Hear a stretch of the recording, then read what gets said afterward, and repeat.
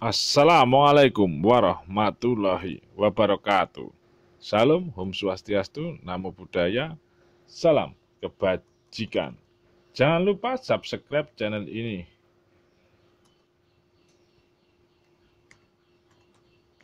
Hari ini kita akan membicarakan tentang sosok Sang Kinasih, Sang Satrio Piningit, Sang Ratu Adil, Sang Imam Mahdi. Di sini kita akan menunjukkan bahwa untuk hari ini sedang ada bahaya dari berbagai macam sumber. Ada yang dari laut, ada yang dari Gunung Merapi, ada juga yang dari udara atau angin yang akan menyerang di dunia ini. Besok di masa depan seluruh bumi akan menjadi lautan lagi, karena es di kutub utara akan mencair dan akan membanjiri seluruh bumi. Inilah memang sudah dituliskan bahwa akhir zaman manusia tidak akan menggunakan alat atau peralatan yang canggih. Peralatan itu akan habis karena ditelan oleh bumi.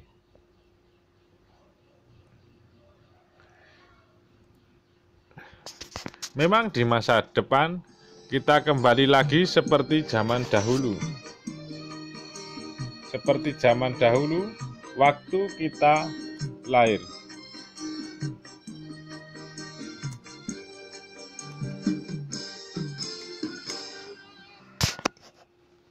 Sudah dituliskan di dalam kitab-kitab sebelum adanya manusia. Kita akan kembali menuju zaman dahulu lagi. Perang memakai pedang. Perang cuma memakai alat-alat biasa, tidak menggunakan alat-alat yang canggih.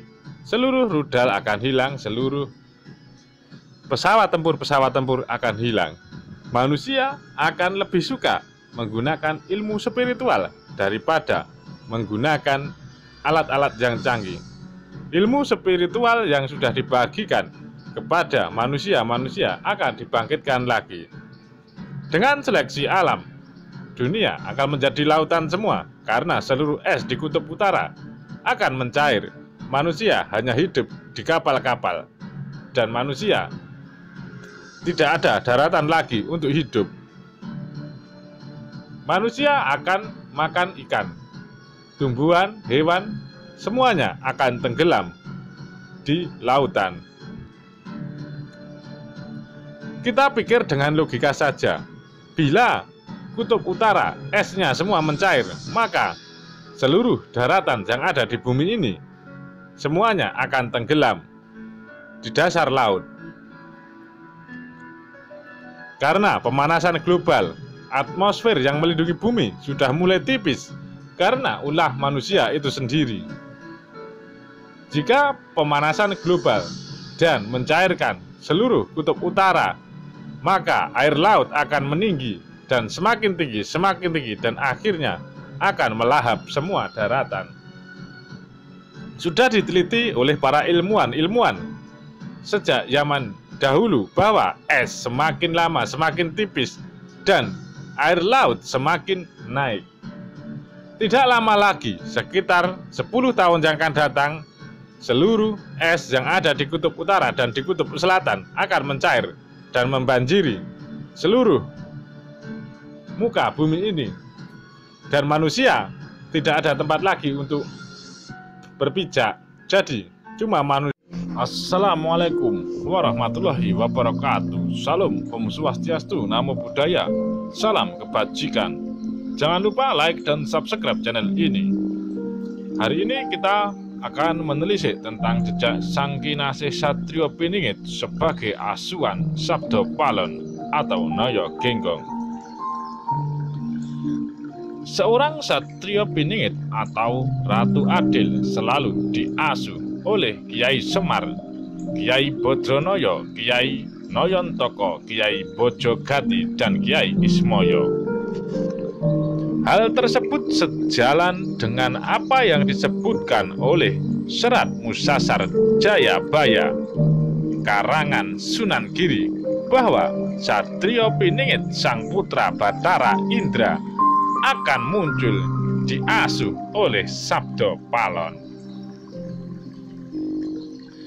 Terdapat suatu pendapat bahwa kemunculan sang putra Bathara Indra tersebut juga diasuh oleh Noyo Genggong. Namun pendapat lain menyebutkan bahwa Noyo Genggong merupakan nama lain dari Sabdo Palon. Berdasarkan kepercayaan dari sebagian masyarakat Jawa, Kiai Semar yang dimaksud adalah identik dengan Sabdo Palon dan Noyo Genggong. Dengan demikian, waktu kemunculan Sabdo Palon identik dengan waktu kemunculan Satrio Piningit atau Ratu Adil. Waktu kemunculan mereka sesudah terjadi goro-goro atau zaman Kolobendu. Lantas, bagaimana peristiwa goro-goro yang merupakan tanda bakal munculnya Sabdo Palon dan Satrio Piningit si Ratu Adil menurut Serat Sabdo Palon? 20 tanda kemunculan Sabdo Palon dan Satrio Piningit si Ratu Adil yang sangat mengerikan, bahkan menyerupai ambang kiamat. Di antaranya, Gunung Merapi akan menggelegar dan meletus dahsyat dengan lahar mengalir ke arah barat daya. Baunya lahar tersebut seolah menyengat dan tidak sedap untuk hidung setiap manusia.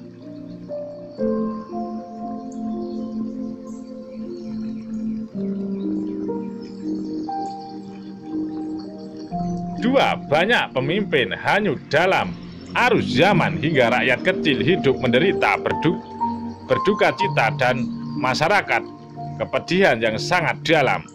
3, orang-orang bekerja merasakan hasilnya tidak cukup sehingga banyak protek korupsi, pencurian, perampokan, penipuan, dan kejahatan lainnya.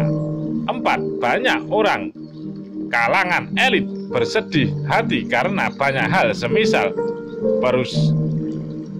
perusahaannya mengalami kebangkrutan. 5, banyak pedagang menderita kerugian karena dagangannya tidak laku.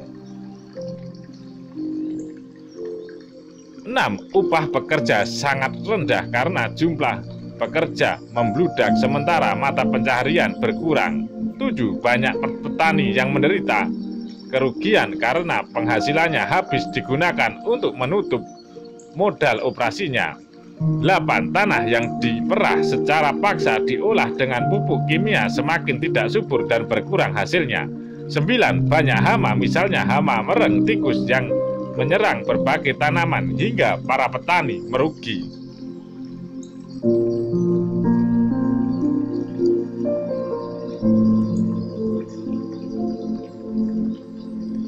Itulah tadi ada 9 dari 20 tanda-tanda kemunculan Satrio Piningit.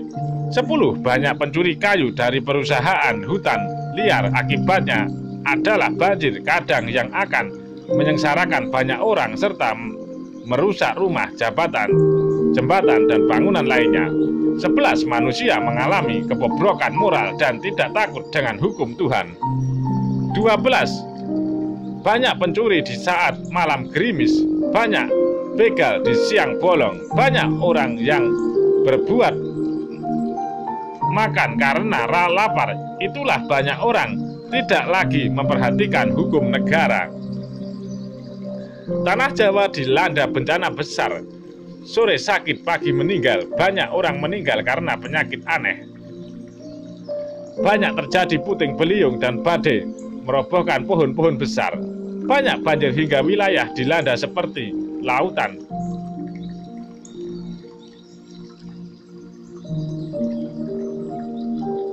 Terjadi gunung berapi meletus hingga menghancurkan desa-desa, hutan di sekitarnya. Banyak hewan yang saat terjadi peristiwa tersebut. Terjadi gempa bumi 7 kali sehari.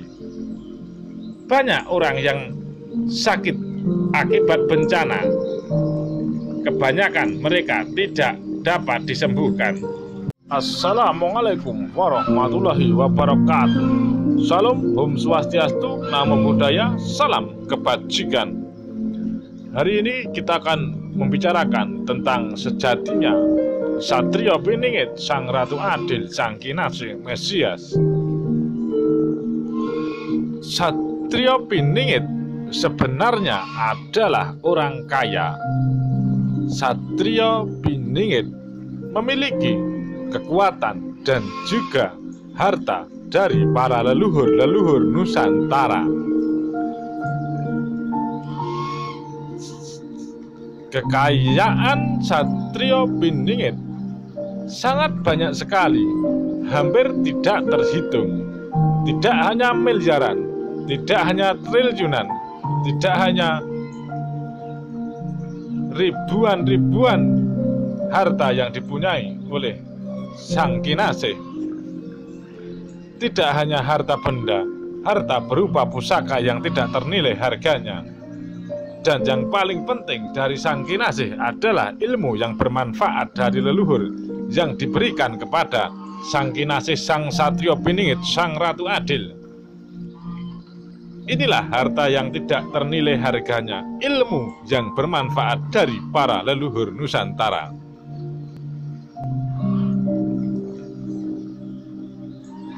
Satrio Piningit menutupi semua kekayaan yang beliau punyai. Satrio Piningit menyatu dengan alam, menyatu dengan warga masa biasa. Karena jika Sang Kinasih Satrio Piningit tidak memperlihatkan harta yang banyak dan juga ilmu yang tinggi, maka Sang Kinasih, Sang Satrio Piningit bisa menyatu kepada orang-orang kecil, orang-orang biasa. Sosok istimewa yang bisa menyatu di dalam masyarakat manusia, orang-orang kecil, manusia biasa, dan tidak dicurigai bahwa Sang Kinasih sebenarnya adalah orang sakti yang kelak membawa Indonesia ke jalan Kalasuba. Bukan Sang Kinasih memberikan wejangan, tapi Sang Kinasih bekerja lebih suka memberikan contoh semangat, memberikan contoh semangat pantang menyerah kepada seluruh manusia yang ada di sekitar Sang Kinasih. Contoh kekuatan yang tidak gampang menyerah. Walaupun sudah jatuh, Sang Kinasih akan bangkit kembali, jatuh dan bangkit kembali. Sebenarnya amunisi dari Sang Kinasih tidak terbatas dan tidak akan habis sampai kapanpun, sampai dunia ini pun hilang. Inilah kekuatan tertinggi Sang Kinasih dengan alam semesta bergabung dan memiliki harta benda yang tidak akan habis sampai bertahun-tahun. Calon pemimpin Nusantara pada akhir zaman ini, beliau tidak akan kehabisan amunisi, tidak akan kehabisan uang. Sang Kinasih akan terus berjalan, akan terus berperang menyebarkan kebaikan dengan cara mengambil ikan. Tidak boleh kotor airnya. Mengambil ikan, ikannya harus kolamnya harus tetap jernih, tapi ikannya bisa diambil dan dibawa pulang, tapi air tetap bersih. Dan Sang Kinasih akan mengembalikan seluruh ilmu-ilmu yang ada di muka bumi ini, ilmu pesugihan yang ada di muka bumi ini kepada Yang Maha Kuasa. Karena dewa-dewa yang melenceng menyebabkan manusia sebagai ilmu pesugihan itu adalah dewa-dewa atau malaikat Allah yang diturunkan tapi melenceng menjadi iblis, suka berada di bumi dan lebih suka menjadi iblis umur sampai hari kiamat. Satrio Piningit merupakan titisan dewa juga, maka antara iblis dan Satrio Piningit kemampuannya hampir sama dan umurnya bisa sama, karena malaikat juga akan mati pada hari kiamat jika para dewa yang berkhianat ke golongan iblis juga matinya pada hari kiamat. Tapi Sang Kinasih akan mengadili semuanya. Assalamualaikum warahmatullahi wabarakatuh. Salam, Om Swastiastu, Namo Buddhaya. Jangan lupa like dan subscribe channel ini. Sebarkan bila bermanfaat. Assalamualaikum warahmatullahi wabarakatuh. Jangan lupa like dan subscribe, share jika video ini bermanfaat. Hari ini kita akan menerangkan bahwa Sang Kinasih, Sang Satria Piningit sedang belajar masuk ke dalam dunia politik. Karena Satrio Piningit kelak akan menjadi pemimpin besar dunia, pemimpin besar Nusantara, maka Sang Kinasih, Sang Satrio Piningit sekarang ini sudah masuk ke dunia politik. Dunia politik yang disebarkan oleh Sang Kinasih mencari masa dengan pendekatan kasih sayang. Inilah merupakan pemimpin sejati, pemimpin utusan dari Tuhan sejati, pemimpin akhir zaman untuk menegakkan panji-panji kebenaran. Disinilah Sang Kinasih berjuang untuk mendapatkan kedudukan yang kecil. Soalnya kedudukan yang kecil untuk belajar mengatur negara ataupun mengatur dunia sebagai perdamaian dunia. Sang Kinasih memasuki sebuah partai politik dan beliau sekarang belajar yang dinamakan dinamika masyarakat. Karena dinamika masyarakat ini terus beralih, terus berkembang, maka Sang Kinasih harus mengikuti perkembangan zaman. Perkembangan zaman untuk masa depan negara dan Nusantara. Seorang Sang Kinasih harus mengetahui tentang dunia perpolitikan yang ada di negara Nusantara ataupun yang ada di luar negeri. Karena untuk kedepannya Sang Kinasih yang akan mendamaikan dunia, seorang Mesias utusan dari Tuhan.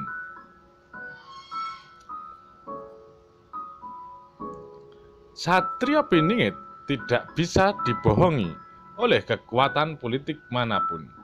Beliau tetap teguh dengan pendiriannya, karena di dalam hati Sang Kinasih, Sang Satrio Piningit ini terdapat ilmu yang tahu hati seseorang yang akan membohongi itu. Satrio Piningit tidak akan dimanfaatkan oleh kejamnya politik. Satrio Piningit akan mengubah politik menjadi ilmu penyebaran kasih sayang kepada seluruh umat manusia, ilmu rahmatan lil alamin. Tidak hanya politik, agama juga akan diubah menjadi agama rahmatan lil alamin. Boleh beragama, tetapi kita tetap menyebarkan kasih sayang kepada seluruh alam semesta, kepada seluruh tumpah darah Indonesia, menyatukan berbagai macam suku dan agama, menyatukan seluruh insan-insan manusia yang ada dimanapun di seluruh Nusantara dan di seluruh dunia. Kelak di akhir zaman, kita harus melakukan persatuan untuk seluruh dunia, karena jika kita berdiri sendiri tidak akan mungkin bisa mengalahkan kejamnya sang Dajjal atau prajurit-prajurit kejahatan yang akan disebar oleh Allah Subhanahu wa Ta'ala untuk menguji manusia. Apapun yang terjadi, seberat apapun yang terjadi, kita harus tetap yakin bahwa sang Kinasih, sang Satrio Piningit itu jalannya benar. Jangan sampai berubah pikiran untuk menjadi pengawal sang pembawa keadilan, sang Ratu Adil. Terima kasih.